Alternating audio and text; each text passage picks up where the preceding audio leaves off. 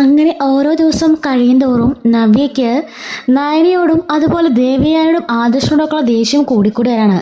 അതിന് തിളപ്പിച്ചു കൊടുക്കാൻ നമ്മുടെ ജലജയും ജാനകിയും അനാമികയും ഉണ്ടല്ലോ.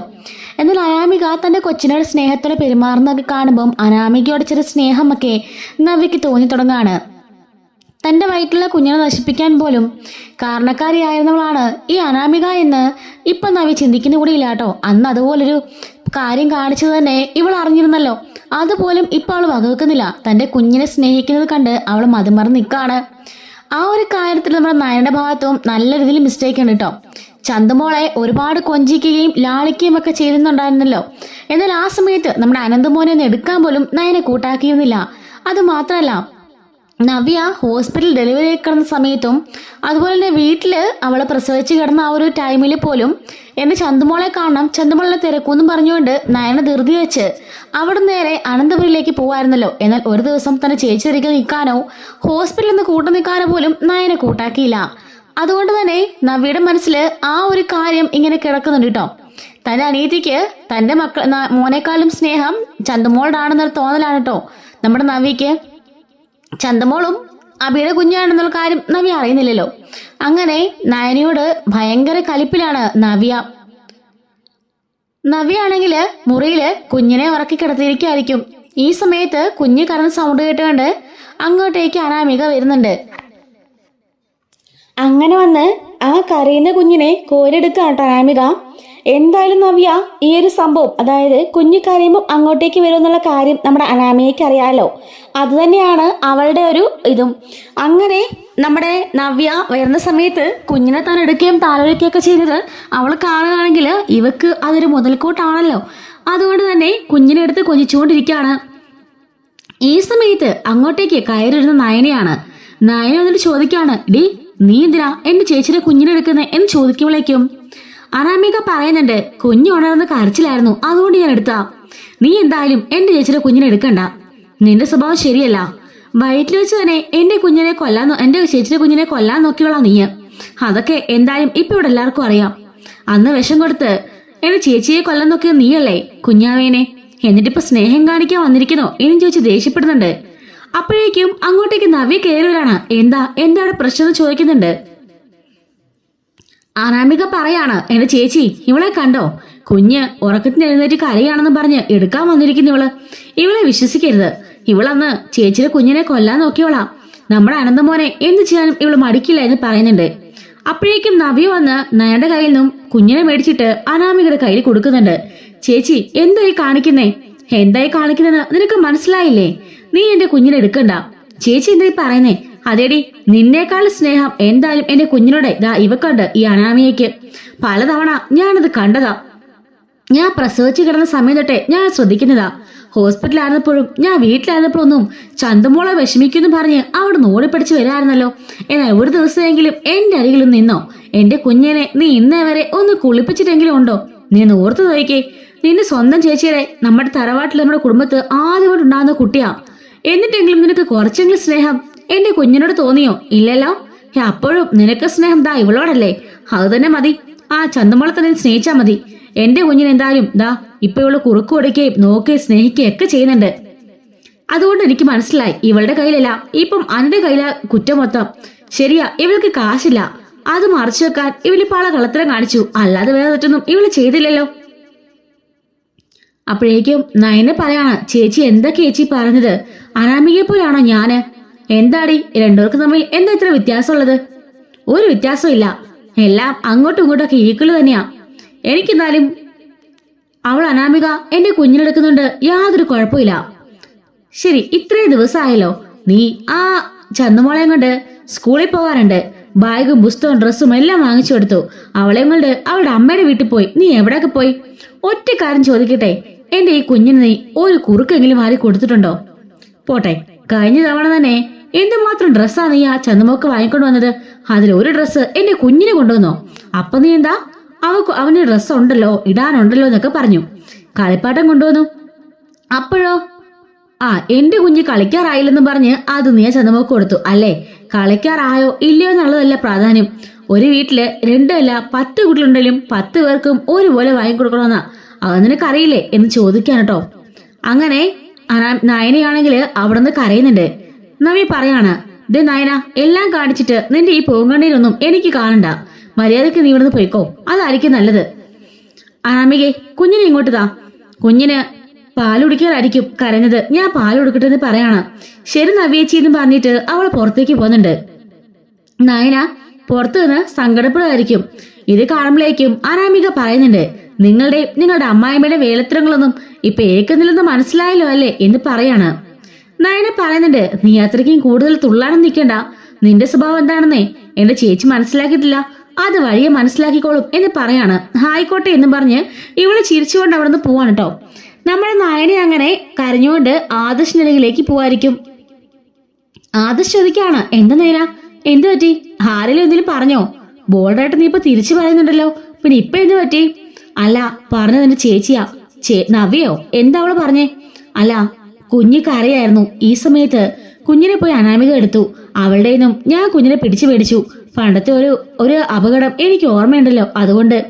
എന്നാൽ ഞാൻ കുഞ്ഞിനെ പിടിച്ച് മേടിച്ചു കഴിഞ്ഞപ്പോ നവ്യേച്ചി വന്നിട്ട് എന്റെ കയ്യിൽ മേടിച്ച് കുഞ്ഞിനെ കൊടുത്തിട്ട് പറയാ എന്നോട് കുഞ്ഞിനെ എടുക്കണ്ടാന്ന്. നവ്യ അങ്ങനെ പറഞ്ഞോ? ഞാനെങ്കിൽ ചോദിക്കാം. വേണ്ട വേണ്ട, അങ്ങോട്ടോ ചോദിക്കണ്ട. ചന്തുമോളെ ഞാൻ നോക്കിയാ സ്നേഹിക്കുകയും ചെയ്യുന്ന കാര്യമൊക്കെയാ നവ്യേച്ചി പറയുന്നത്. പറയുമ്പം എനിക്ക് ഉത്തരവൊന്നും ഉണ്ടായിരുന്നില്ല പറയാനായിട്ട്. ചേച്ചിയുടെ മനസ്സിലിപ്പോ ആ അനാമികയും അതുപോലെ ജാനകിയും ജലജാപ്പച്ചയൊക്കെ കൂടിയിട്ട് ഓരോ വിഷം കുത്തിച്ചോണ്ടിരിക്കുകയാണ്. ഇനി നമ്മൾ എന്തൊക്കെ പറഞ്ഞാലും അത് മാറാൻ പോകുന്നില്ല ആദർശേട്ടാ. അവരുടെ ഭാഗത്ത് തെറ്റുകൾ അവർ തന്നെ മനസ്സിലാക്കണം എന്നൊക്കെ പറയുന്നുണ്ട്. ആ അഭിയേട്ടന്റെ കുഞ്ഞാണ് ഇതെന്ന് എന്ന് മനസ്സിലാക്കുന്ന നവ്യേച്ചി അന്ന് മാത്രമേ ഇതിനൊരു മാറ്റം ഉണ്ടാവൂ എന്ന് പറയാൻ കേട്ടോ. അപ്പോഴേക്കും അങ്ങോട്ടേക്ക് ദേവയാനിയും കയറി വരുന്നുണ്ട്. അപ്പൊ കുഞ്ഞിനെ പാലൊക്കെ കൊടുത്ത് കുഞ്ഞിന്റെ കരച്ചിലൊക്കെ മാറുമ്പോഴേക്കും താഴോട്ട് കൊണ്ടുവരാൻ വേണ്ടിയിട്ട് നവ്യാണെങ്കിൽ നമ്മുടെ അനന്തമോനെ എടുത്തുകൊണ്ട് താഴേക്ക് പോവായിരിക്കും. ഈ സമയത്ത് ദേവയാനിയും നയുടെ മുറിയിലേക്ക് കയറി പോകുന്നത് നവ്യ കാണുന്നുണ്ട്. നവ്യ ഓർക്കാണ്, 3 പേരും കൂടി പോയിട്ട് എന്നെ കുറ്റം പറയായിരിക്കും. ഹോ, അനാമികയുടെ കാര്യം, അനാമികയുടെ കുഞ്ഞിനെ കൊടുത്തെന്ന് പറഞ്ഞിട്ട് അമ്മായിമ്മയുടെ കംപ്ലൈന്റ് പറയാൻ വിളിച്ചതായിരിക്കും എന്ന് പറഞ്ഞിട്ട് അവർ ഡോറിന് വാതിക്ക് വന്ന് കേട്ടോട് നിൽക്കാണ് നവ്യ. അപ്പോഴേക്കും ദേവേനെ ചോദിക്കാണ്, എന്താ മോളെ, എന്താ പ്രശ്നം, നീ എന്തിനാ കരയുന്നേ എന്നൊക്കെ ചോദിക്കുമ്പോ നടന്ന സംഭവങ്ങളെല്ലാം നയന പറയുന്നുണ്ട്. ദേവേനി പറയാണ്, നവ്യ കുറച്ച് ഓവർ ആവുന്നുണ്ട്. പല സമയത്തും അവളുടെ സംസാരമൊക്കെ കേൾക്കുമ്പോഴേ എനിക്ക് സത്യമൊക്കെ വിളിച്ച് കൂവാനാ തോന്നുന്നേ. അപ്പോഴേക്കും നവ്യ പുറത്ത് നാലേക്കാണ്. സത്യമോ? എന്ത് സത്യം? നയനെ പറയുന്നുണ്ട്, അമ്മേ ചില സമയത്ത് എനിക്ക് അങ്ങനെ തോന്നാറുണ്ട്. പിന്നെ എന്ത് ചെയ്യാൻ പറ്റും? സത്യങ്ങളൊക്കെ നമുക്ക് അങ്ങനെ വിളിച്ച് പറയാൻ പറ്റുമോ? ചേച്ചിയുടെ സ്വഭാവമല്ലേ, ആ നിമിഷം തന്നെ എല്ലായിട്ട് എറിഞ്ഞേച്ച് ഇവിടുന്ന് പോകും. മുത്തശ്ശിയും അവൻ താങ്ങാൻ കഴിയില്ല. അവരുടെ ഇപ്പോഴത്തെ സിറ്റുവേഷനൊക്കെ നമ്മൾ ചിന്തിക്കണ്ടെന്ന് ചോദിക്കാണ്. ദേവേനി പറയുന്നുണ്ട്, അതെ മോള് പറഞ്ഞത് ശരിയാ. അതുകൊണ്ട് മാത്രമാണ് ഞാനിപ്പോഴും ഒന്നും പറയാതെ കടിച്ചു പിടിച്ച് നിൽക്കുന്നത്. അല്ലെങ്കിൽ എപ്പോഴേ നവ്യയുടെ ഈ സംസാരത്തിനും സ്വഭാവത്തിനും ഞാൻ വിളിച്ചുപോയി പറഞ്ഞേനെ. ആദർശ് പറയുന്നുണ്ട്, ഒന്നും പറയണ്ടമ്മേ, ഇപ്പോഴെന്തായാലും എന്റെ മേലെയാണല്ലോ കുറ്റം. അങ്ങനെ തന്നെ ഇരിക്കട്ടെ. നവ്യയുടെ മുമ്പിലും അനാമികയുടെയും ജലജയുടെയും ജാനകിയുടെ ഒക്കെ മുമ്പില് ഞാനിപ്പോ തെറ്റുകാരൻ. ഞാനൊരു വൃത്തികേടനല്ലേ. അങ്ങനെ ഇരിക്കട്ടെ, എല്ലാത്തിലും നല്ലവൻ അഭിയാണല്ലോ, അങ്ങനെ ഇരിക്കട്ടെ എന്ന് പറയാണ്. അപ്പോഴേക്കും നയനെ പറയുന്നുണ്ട്, ഇനിയും ആദർശേട്ടനെ ഒരുപാട് കുറ്റപ്പെടുത്താനോ പറയാനൊക്കെ നവീച്ചു വന്നാലേ ആ DNA ടെസ്റ്റ് റിസൾട്ട് ഞാൻ അടുത്ത മുഖത്തേക്ക് വലിച്ചെറിയും. ചേച്ചിയുടെ സ്വന്തം ഭർത്താവായ അബിയുടെ കുഞ്ഞാണ് ചന്തുമോളെന്ന് ചേച്ചി അറിയും എന്നൊക്കെ പറയുമ്പോഴേക്കും പുറത്തുനിന്ന് നമ്മുടെ നബിയാണെങ്കിൽ ആകെപ്പാട് ഞെട്ടി വിറച്ച് നിൽക്കാണ്. ദേവേനി പറയാണ്, വേണ്ട മോളെ, അത് അറിയിക്കണ്ട. അറിയിച്ചിട്ടിപ്പോ നമുക്കെന്താ പ്രയോജനം? അറിഞ്ഞാല് നവിയുടെയും അബിയുടെയും ജീവിതം തകരും. അതല്ലാതെ ഇതുകൊണ്ട് യാതൊരു പ്രയോജനവും ഇല്ല. അമ്മേ, എങ്കിലും എന്റെ ചേച്ചി എന്തോരമാണ് ഇങ്ങനെയൊക്കെ എന്റെ ചേച്ചിയുടെ ആദർശനെ പറയുന്നത്. ആദർശനെ ഓരോ തവണയും ഇങ്ങനെ പുച്ഛിക്കുമ്പോഴും ഓരോന്നൊക്കെ പറയുമ്പോഴും എനിക്ക് സഹിക്കാനാവുന്നില്ല. ദേവേനി പറയുന്നുണ്ട്, നീ ഒന്നുകൊണ്ട് വിഷമിക്കണ്ട, അതൊക്കെ അങ്ങ് മാറിക്കോളും. ഇല്ലമ്മേ, അതൊന്നും അങ്ങനെ മാറാൻ പോകുന്നില്ല. ഒരു ദിവസം എന്തായാലും ഞാനെല്ലാം വിളിച്ചുപോയി പറയും. സത്യങ്ങളൊന്നും ഒരുപാട് കാലം മറച്ചു വെക്കാൻ പറ്റില്ലല്ലോ എന്ന് ചോദിക്കാണ്. അങ്ങനെ പറഞ്ഞിട്ട് ദേവയാനി വാതിൽ തുറക്കുമ്പോൾ കാണുന്നത് കരഞ്ഞോടെ നിൽക്കുന്ന നവ്യനെയാണ്. നവ്യെ, നീ എന്താ ഇവിടെയും ചോദിക്കാണ്. ഒന്നുമില്ല അമ്മായി എന്ന് പറയുമ്പോഴേക്കും നയനയും ആദർശം അങ്ങോട്ടേക്ക് വരുന്നുണ്ട്. നീ എപ്പോഴാ വന്നേന്ന് ചോദിക്കാണ്. അല്ല, ദേവേനി വല്യമ്മ ഇങ്ങോട്ടേക്ക് വന്ന് കേറിയല്ലോ, അപ്പൊ തന്നെ ഞാൻ ഇങ്ങോട്ടേക്ക് വന്നതാണ് എന്ന് പറയുന്നുണ്ട് കേട്ടോ. അപ്പോഴേക്കും ദേവിയാണെ അനന്തൻ മോനെ കയ്യിലേക്ക് വാങ്ങിക്കുന്നുണ്ട്. നവ്യാണെങ്കിലോ അവിടെ നിന്ന് പൊട്ടിക്കരയുന്നുണ്ട്. നവ്യ മോളെ അകത്തേക്ക് കയറി വാന്നും പറഞ്ഞിട്ട് ദേവയാനി അവളെ കയ്യിൽ പിടിച്ചിട്ട് അകത്തേക്ക് കൊണ്ടുവരുന്നുണ്ട്. മോളെ, ഈ അറിഞ്ഞ സംഭവം മോൾ ആരോടും പറയണ്ട, ആരും ഒന്നും അറിയണ്ട. ദയവേത് മോള് പ്രശ്നങ്ങളൊന്നും ഉണ്ടാക്കരുത്. മോള് പ്രശ്നങ്ങൾ എന്തെങ്കിലും ഉണ്ടാക്കി ഇവിടെ നിന്ന് ഇറങ്ങി പോകാതിരിക്കാൻ വേണ്ടിയാ എല്ലാ സത്യങ്ങളും ഞങ്ങൾ മറച്ചു വെച്ചത്. അബി ഒരു ഫ്രോഡാണെന്നുള്ള കാര്യം എല്ലാവർക്കും അറിയാം മോളെ. പക്ഷെങ്കില് എന്ത് ചെയ്യാനാ, ഇപ്പൊ ഒരു കുഞ്ഞും കൂടെ ആയി പോയില്ലേ. ദയവ് ചെയ്ത് മോൾ ഇവിടുന്ന് പോകരുത് എന്ന് പറയുന്നുണ്ട്. നയനയുടെ നവ്യ ചോദിക്കാണ്, ഇത്രയും നാളും ആദർശിനെ പറ്റി ഞാൻ കുറേയൊക്കെ കുറ്റം പറഞ്ഞു. അപ്പോഴെങ്കിലും നിനക്കെന്നോട് തുറന്ന് പറഞ്ഞില്ലായിരുന്നോ? ആദർശേട്ടാ, എല്ലാരും മുമ്പിൽ വെച്ച് ആദർശേട്ടനെ ഞാൻ കുറെ അപമാനിച്ചു. ഇത്രയും വലിയ നാണക്കേട് ഒരാൾക്കും ഉണ്ടാവാനുള്ളതില്ല. എന്നിട്ടും ആദർശേട്ടൻ എന്തിനാ എല്ലാം മറച്ചു വെച്ചത് എന്ന് ചോദിക്കാണ്. നവ്യേ, നിനക്ക് വേണ്ടിയാണെന്ന് നമ്മുടെ ആദർശ് പറയാനട്ടോ. നിന്റെയും അബിയുടെയും ജീവിതം നന്നായി പോണം. നിങ്ങളുടെ അച്ഛനും അമ്മയ്ക്കും ഒരിക്കലും ഒരു ബുദ്ധിമുട്ടും ഉണ്ടാവരുത്. നിന്റെ സങ്കടവും നിന്റെ കരച്ചിലോർത്ത് അവർ വേദനയ്ക്കരുന്ന് ഓർത്തിട്ടാ ഇങ്ങനെ ചെയ്തേന്ന് പറയുന്നുണ്ട്. ഈ സത്യം ആർക്കൊക്കെ അറിയാതെ ചേട്ടൻ ചോദിക്കാണ്. മുത്തശ്ശനും മുത്തശ്ശിക്കും ഞങ്ങൾക്കും ചെറിയച്ഛനും എന്റെ അച്ഛനും അനിക്കും അതുപോലെ നിന്റെ അമ്മയ്ക്കും അച്ഛനും എല്ലാവർക്കും അറിയാം. പിന്നെ ഈ സത്യങ്ങളെല്ലാം ഞങ്ങൾ അറിഞ്ഞൊന്നും അബിക്കറിയാം. ഇനി അറിയാത്തത് മറ്റാരുമല്ല, ആ ജലജാപ്പച്ചയും ജാനകി ചെറിയമ്മയും അനാമികയും മാത്രമേ ഉള്ളൂ എന്നും പറയുന്നുണ്ട്. നവ്യ ആകെപ്പാടെ തകർന്ന അവസ്ഥയിൽ ഇരിക്കാണ് കേട്ടോ. ദേവേനി പറയുന്നുണ്ട്, മോള് വിഷമിക്കണ്ട, ഇതൊക്കെ അങ്ങ് മാറിക്കോളും. ആ അബിയുണ്ടല്ലോ, അവന്റെ സ്വഭാവം കാരണമാണ് ഇതെല്ലാം സംഭവിച്ചത്. മോള് വിഷമിക്കാതിരിക്കുക എന്ന് പറയാണ്.